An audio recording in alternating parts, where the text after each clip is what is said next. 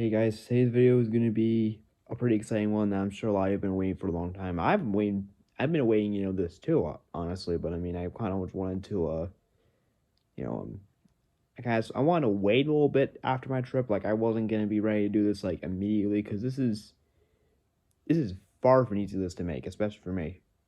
So today's video is going to be finally my 2022 updated top 20 roller coasters I've ridden. I went to 3 new parks 2 weeks ago, and this is almost an entirely different list now.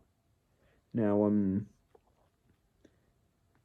going to point out that I actually did go to Great Adventure this past weekend, but I did unfortunately totally forget the vlog, so that's not going to be uploaded, unfortunately. But I'll be back for the summer's over and stuff. So, yeah. Anyways, let's get to this. I've been excited to do this video for a long time, and yeah, here we are. We're about to do it. Coming at number 20 is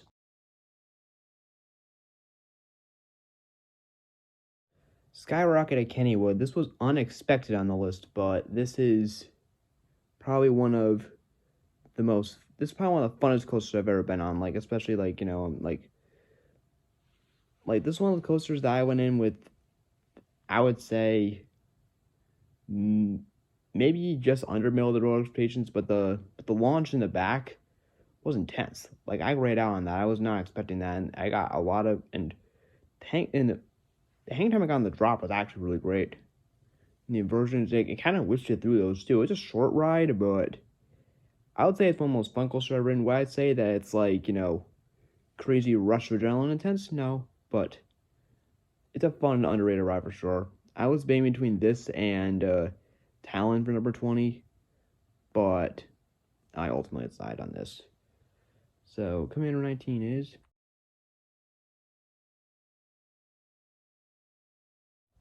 Kingda Ka Six Flags Great Adventure. Now, I will say one thing. This has dropped significantly on my list. Like, had this been like a year ago, it would have been way higher than it is now. But this thing has developed quite the rattle. Like, I can even feel it when I'm sitting close to the front. That's not good. So, like, if I were doing this in 2019, I'd been like, okay, it's only rough in the back, no big deal, just avoid the back.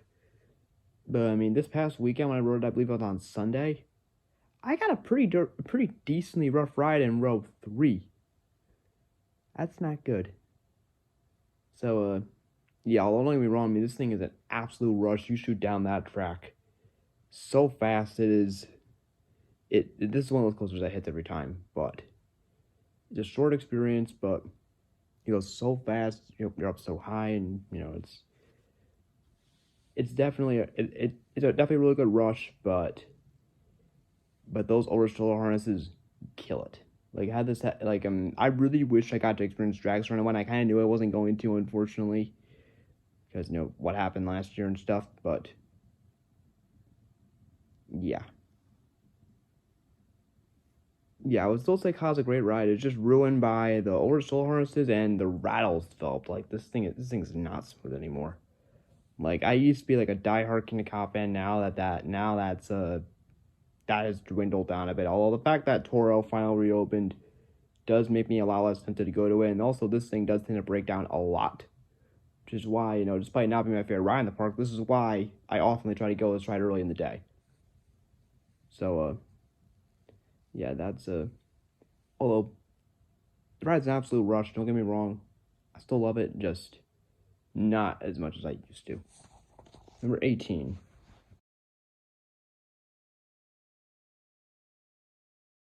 Number 18 is Stormrunner at Hershey. Now, this I knew I liked way better than Ka from the moment I rode it. With the softer of the shoulder harnesses, it is way smoother than Ka. And, which, ultimately makes it a much better experience in my opinion. But another thing I like about this, that Ka doesn't have, I mean, the vertical spiral going down is fun, but that can get rough. This has like a straight down drop, which I personally like a lot better. And you feel a lot more free on the straight down drop, I feel. But also, not the flying snake dive is probably one of the best inversions I've ever experienced on a coaster. Like that thing is seriously no joke. That thing is forceful, and you get a really good hang time on that. And I haven't been to Hershey since 2017, but this is probably one of the most memorable ride experiences there. Like, riding this in the front was absolutely incredible. Definitely better. I think Con might be better riding the front, but overall as a coaster, this is way better than Con, in my opinion. So, yeah, Stormrunner is definitely a must-do at Hershey. Definitely, and it's still in the rating after all this time, so that's a solid ride for sure. Number 17.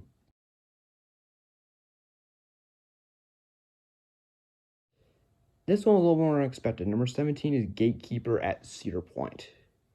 Now, I'd only ridden one wing coaster before this, which is Wild Eagle, and it was kind of forceless, I'm not going to lie, but this one, I went in thinking it was going to be forceless based on, the nonsense that everybody, I'm calling it nonsense now, that everyone else said about it, but no.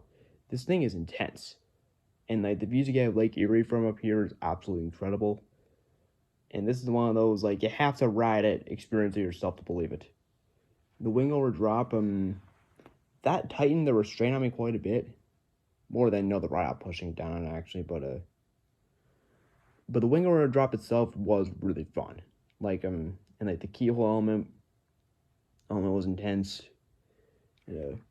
Definitely one of my favorite, inverting B&Ms I've been on. Well, it's not an invert, like, you know what I mean? Like, that kind. Definitely the superior of the two wing coasters I've been on. I think it's better than Nitro. Yeah. I think, the fact that I went in, I went in, I was excited to ride it, but my expectations for it to be, like, as good as it was weren't that high. But, yeah, absolutely great ride. I wish I got to ride it more than once, but the storms did kind of, cause some problems on day 2, but, I got my one ride on it, and it was great. Now, number 16.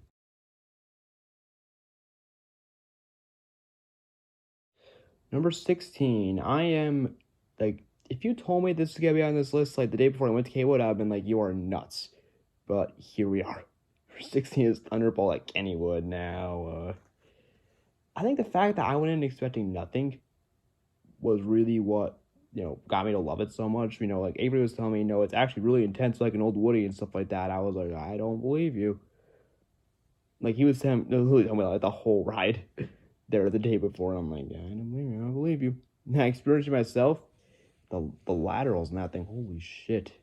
Like, I was going out on this thing. I was not expecting that. And it was really, really smooth, too, for, I don't think it's the oldest Woody in Kennywood, but for how long it's been there, it's smooth. I got some decent airtime on this, actually.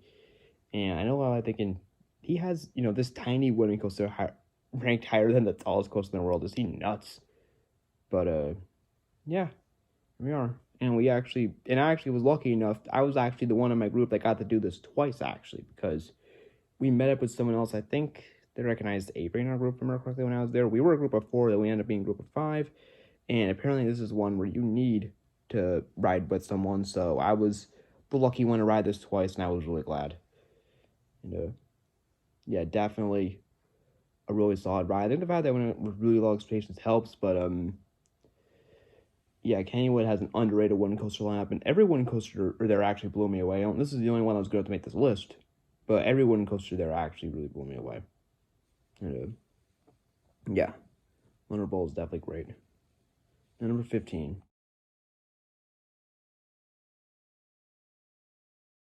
Now, I know one person in particular that is going to think I'm absolutely crazy for having this high on the list at all, for that matter. I'm not going to say who that is, because I already know, but, number 15 is Magnum XL200 at Cedar Point. Now, I wasn't expecting to hate this just because I had heard so many bad things about this. This is probably one of the most polarizing coasters I've been on, but I love it. I mean, my one ride on it was not... I think supposedly the worst seat on the ride is like row 3 or 4. I want to say it's 3. I didn't ride that. I rode it towards the back. And let me tell you, it wasn't that rough. And I got some strong ejector, and I really felt the speed. I loved it more than I ever thought I would. Like, it wasn't like lossy smooth or anything, but I didn't come off in pain or anything like that. And I did not think I was gonna be saying this beforehand, but I was actually kind of disappointed I couldn't get a second ride on this. But yeah, definitely way better than Steel Force Adorni for sure. Is it better than Phantom's Revenge? Hell no. Pretty far from it actually, but yeah. And alright, I went in not expecting much, but I loved it. So now number 14.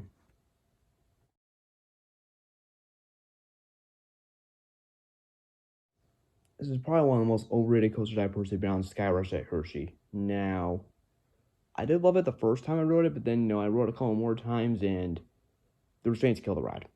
It's a great ride, though, don't get me wrong.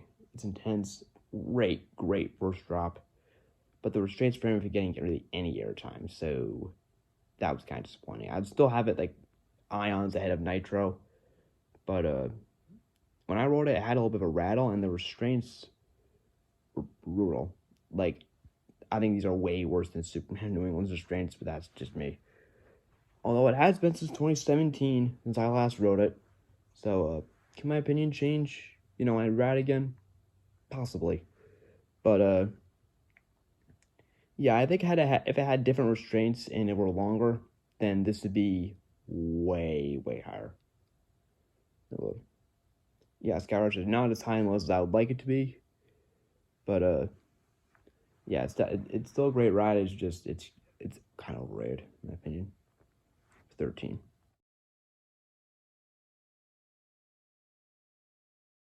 Number 13 is Leviathan in Kansas Wonderland. Now, this is a have not rode since 2016, so, and not gonna lie, I don't really remember the ride experience very good. So I'm just kind of gonna do my best with this. So, from what I remember, it was a great first drop, maintained its speed very well, but my issues with it were it was not intense at all, at least not from what I remember anyway, and it was way too short. And like the layout, I got some ejector on certain portions, but with the layout, it could have, the layout could have been a little better, I thought. But my main issues with this were, I wouldn't say it was too tame, but it was definitely not intense enough for me, and it was definitely, over very quick. But yeah, still a great ride. Just in my opinion, not as memorable as some of these other ones. That's why it's like number 13. Number 12.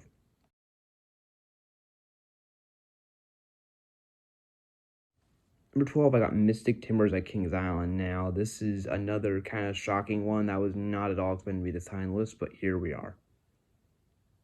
So, this is one that I went in with kind of, I would say middle of the road stations, but this thing was aggressive, intense. I got some pretty decently strong ejector, actually. And I got to ride this twice, which is a real shame, but I loved it. And I was actually, ironically, I was the only one that really seemed to, love it out of our whole group. I know Avery thought it was just okay. Jalen, I don't really remember. I think Matt seemed to like it too, but I think I was actually the one that loved it the most of everyone in our group, which is not something I thought I was going to say at all. But, favorite GCI I've been on by far. And I know many people that say they're, underwhelmed with this ride. I'm definitely not one of them. Yeah, I'm a Mystic Timbers fan for sure. So, I think the fact that I went in the middle of the road stations helps, but this, it was definitely way more aggressive, more intense than I ever expected. Definitely, it's definitely a solid ride. Number 11.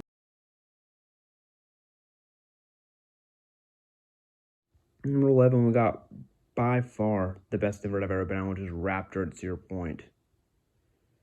Now, this thing, that coverall is no freaking joke. I grayed out on that thing. Smooth, but it's intense and it's whippy. Like Batman Great Adventure, it's very intense, don't get me wrong, but it is not age well. It's not smooth anymore. This is way smoother than that. And Talon, it's smooth too, but it's nowhere near as intense or as whippy as this.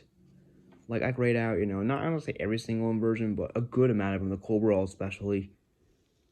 And, yeah, it's pretty decently long ride too. This is another one that, I wanted more than one ride, but, the storms on day 2 just didn't allow that. But I got one, and, we actually, they were doing assigned seating.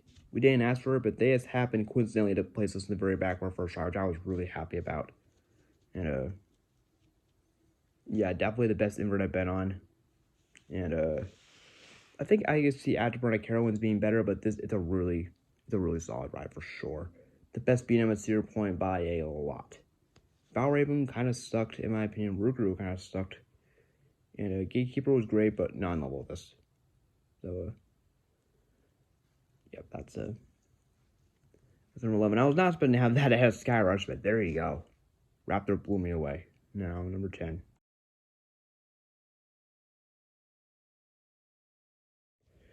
Okay, now if I was ranking this on just night rides, this would be number 2, Borland, number 1 by far. But I was rating it based on how closer. Beast at Kings Island. Now, this is pretty high on my bucket list for a long time before I actually got to this park, and yeah, this thing was no joke. The laterals in this thing were insane. Like, I was graying out even on like the daytime rides. I got some. I wouldn't say this thing was built for airtime, but this thing was smooth with the retrack, and the fact that like goes in the woods, it's a cool experience. And especially like the night ride was absolutely unreal. Like, you guys probably saw I lost my mind a little bit after that night ride in the vlog. And of course, my hope those with me can kind of confirm that also. But yeah, night rides on this thing are absolutely no freaking joke. Like, going in the woods at night, you cannot see shit. Oh my god, it's seriously amazing. I mean, even during the day, it's a really good ride. Like the best non-Toro wooden coaster that I've been on by far. And yeah, I only got 3 rides. I mean, I believe I got total 3 rides on when I went. Yeah, that sounds about right. I definitely like the back better than the front on this, but yeah, my expectations were really high for this ride, and they were met. It's an incredible ride for sure. Number 9.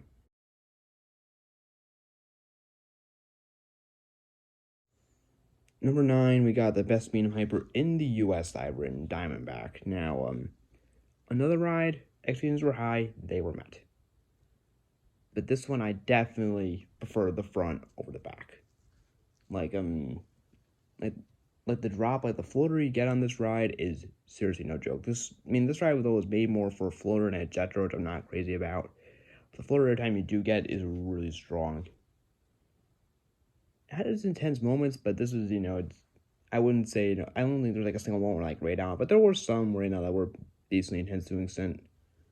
But yeah, like the floater airtime, like of all the coasters I've been on, this probably has the single best floater airtime. But yeah, as a whole, like for ejector, but like floater, the floater in this is seriously nothing to mess around with. I found it a lot smoother than Orion too, which is kind of funny because it's opened in 2009, I believe, and Orion was just opened in 2020.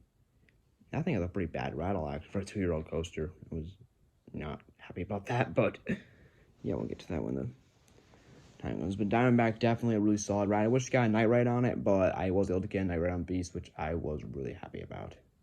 Number 8.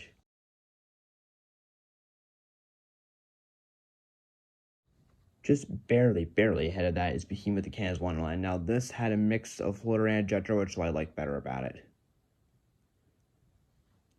One thing I'll say that, Diamondback is going for this ride doesn't is, I don't know, it might just be, Kansas Wonderland versus Kings Island overall the park, but the ops are a lot better on Diamondback than this.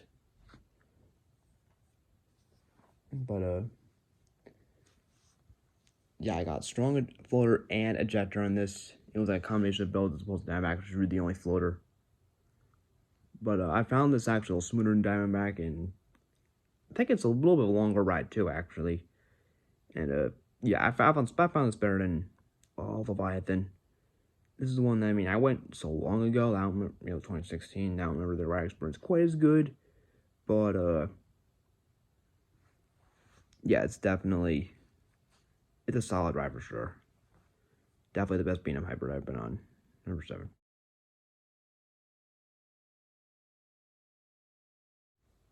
Number 7 is Orion at Kings Island. Now, I think this is the coaster I rode the most on the trip, actually, because, let me think.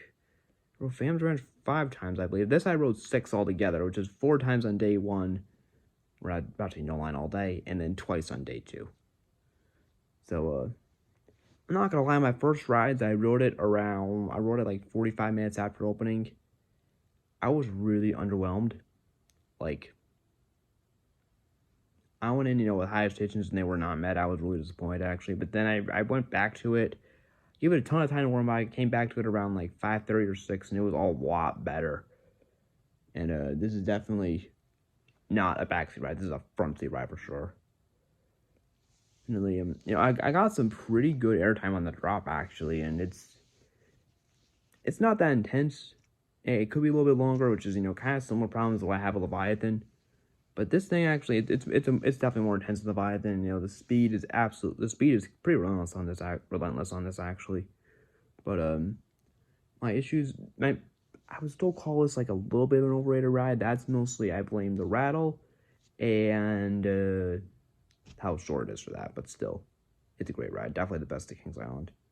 Number 6.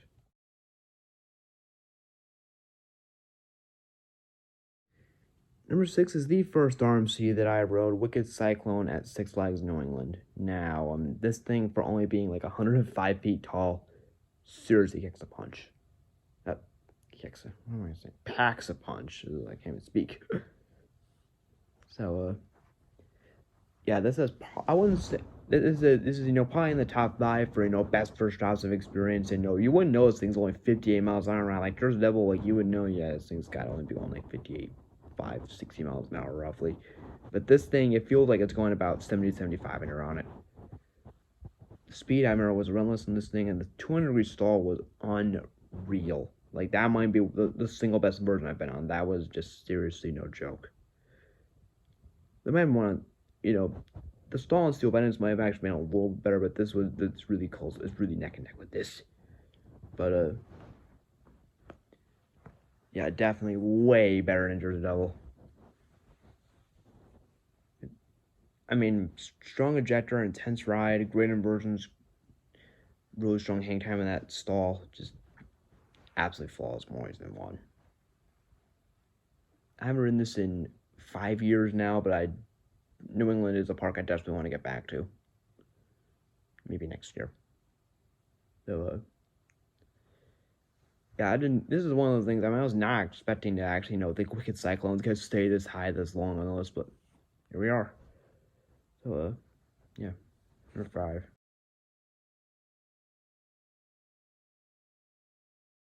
Number 5 is Millennium Force at Cedar Point. Now, am I one of those people that call Millennium Forceless? No. Dare I say it's a little bit underrated, actually. I mean, like, the night ride I got, like, the first ride, I was like, that was really good. I don't know if I'd wait an hour and a half for it again. But then, the night ride I got later on that day really enhanced that opinion. Like, this thing at night is seriously no joke. And I was not expecting this bait because I know this ride's only built for airtime, but I got some good ejector on this ride. Like, no kidding. And, like, especially, like, the tunnels at night, can't see a thing. Like, that was crazy. And even, like, those overbanks pull some pretty good G's, actually. The first drop is great, and you get a great view of Lake Erie from there. Yeah, I think Cedar Point has the best setting of any amusement park I've been to by far. Like, nothing has come close. And I don't think anything will. I mean, guess Texas the Quarry Wall, maybe, but, for now, nothing's even come close. Yeah, this is my second favorite ride at Cedar Point because Maverick did not open either day I went, which was pretty disappointing.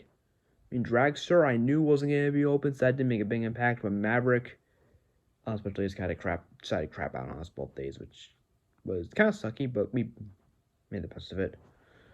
So, yeah, Millie is only number 5. There is one Intamin at a different, 2 Intamins actually I think are better than this, but one that's going to be very controversial. Number 4.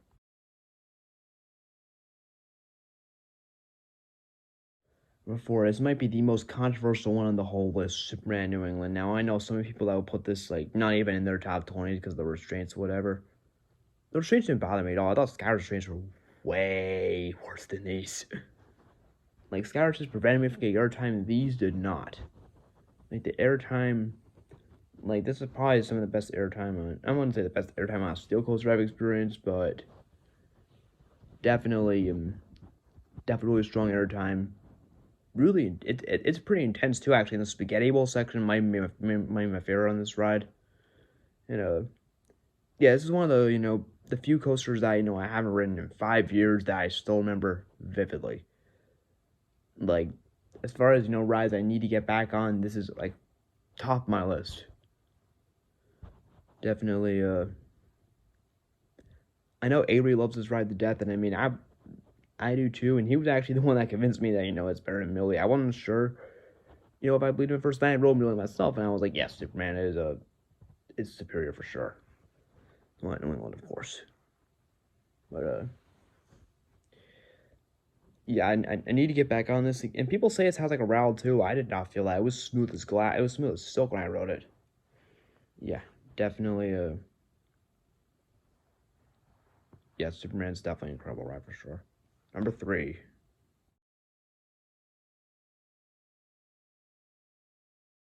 Number three is El Toro with Six Flags Great Adventure.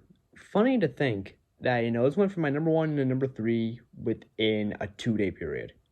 Like one coaster at one park beat it for one day, a coaster at a totally different park beat it the next. Although this ride will always have a special place in my heart, it is absolutely incredible. That is probably the best first drop ever experienced. Although Steel Vengeance is not far behind. But yeah, that first drop is no freaking joke. And this thing, like, it almost looks tame when you like look at it. Like I was like deceived by that. When I rode this when I was like 10 years old, I hated it. I actually remember the day that I first rode that. I believe it was the first day of the season 2010. Yeah, 10-year-old me was looking at this. I was just generic winning coaster, but no, this was way more intense than I ever imagined. I hated it at the time, but then, you know, about 3 years later, I rode it again, and I loved it more than ever. Probably some of the best ejector airtime. I wouldn't say the best ejector airtime I've ever experienced quite, but definitely really violent ejector, very violent speed. It's an absolute rush. I just wish it was longer. And one other complaint I have is it has not aged well. Like it's definitely not, smooth as silk ride that I remember from, 4 years ago. But yeah, it doesn't stop it from being absolutely amazing and definitely like I mean, I am more than grateful to have this ride at my home park. Easily the best ride at that park, and obviously it's all up very good. Still number three on my list, but yeah. Toro is absolutely incredible. I'm so happy to have it back open this year. I rode it 30 times during powers like it was no one's business, and that 20 ride marathon, getting 20 rides straight in 90 minutes can be something I cherish the rest of my life. Like, I'm seriously not kidding. But yeah, first drop is absolutely unreal. Judge airtimes, I'm not gonna criticize too much, but El Toro's incredible, and you don't need me to tell you that. Number two.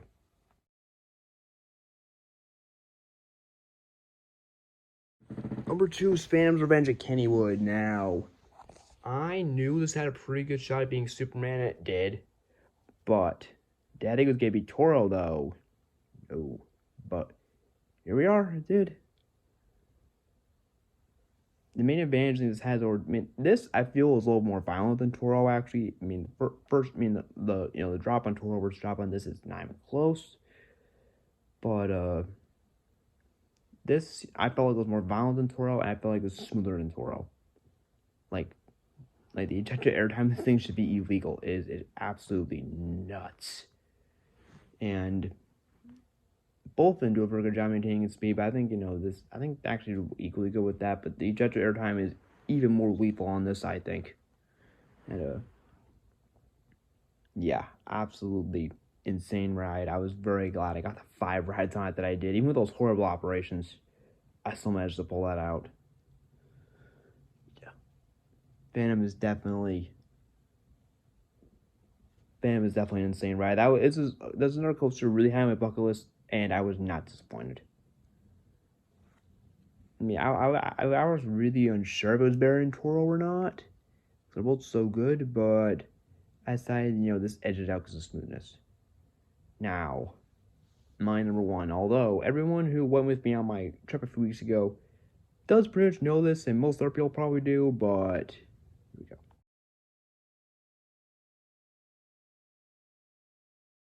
And my number one is Steel Vengeance at Cedar Point.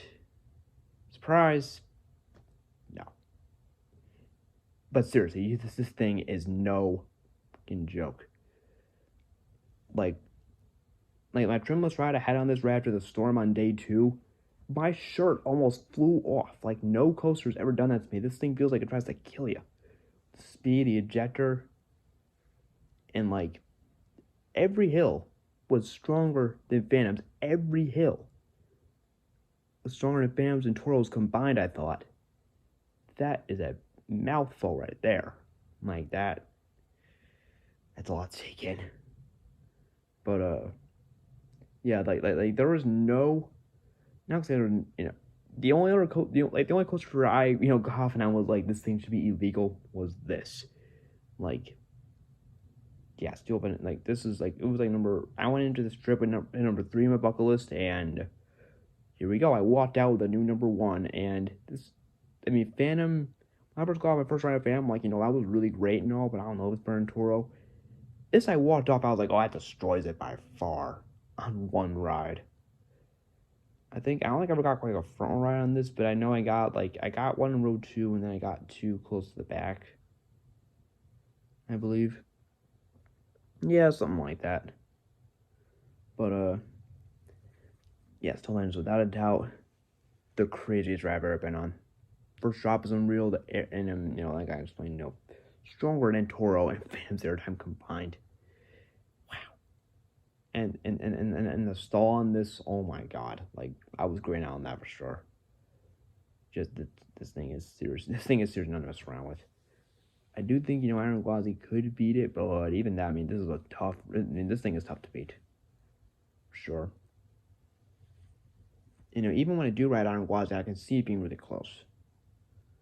But, spoiler alert, might be in January. But, yeah, Steel Vengeance alone makes me want to hop in the car and drive 8 hours to Cedar Point again right now. Like, even if it was just that one ride alone, I would, want to go there literally every day. Yeah, no other coaster's done that to me.